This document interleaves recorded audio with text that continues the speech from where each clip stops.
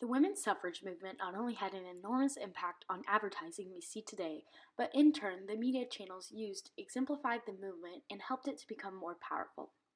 Advertisements prior to the suffrage movement reinforced the expectation that women be devoted and obedient to the males in their lives, as well as to maintain the house and look after their children. Readers would never know that there was such a significant number of women who were highly educated or in the workforce, as many women were not represented in the papers either in terms of staff or content. Advertisements during the suffrage movement were more diverse in content and imagery. Newspapers continued their depictions of women in traditional roles, but with a growing emphasis of being thrifty and less indulgent. Advertisements after the suffrage movement were most dynamic, and the movement most likely had a large impact on the role of women in advertising. The Great Depression was a time of economic unrest. Despite the loss of revenue in families, women were still primarily only seen as housewives, not as potential wage earners in advertising. Companies worked with the government and produced advertisements that supported the war effort.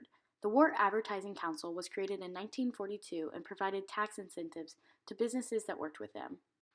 Women were included in these wartime advertisements. Personal patriotism and doing your part for war was prioritized.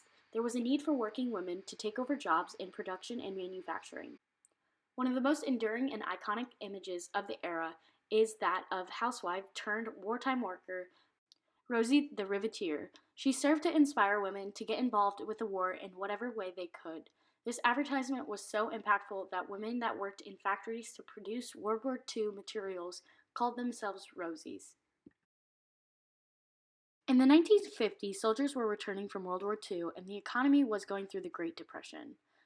Women got affected by getting jobs replaced by those men who returned. The society wanted ideal women as mother or wife. This period was also called the period of conformity, due to these social expectations of women. Women in advertisements were shown to be less superior than men, along with the fact that the advertisements were focused on how women should be like. Shows such as Leave It to Beaver, Father Knows Best, I Love Lucy shows an example of how women were portrayed in advertisements. In the 1960s, the rise of feminism started to affect women in advertising. Within the three waves of feminism, the period is viewed as the second wave.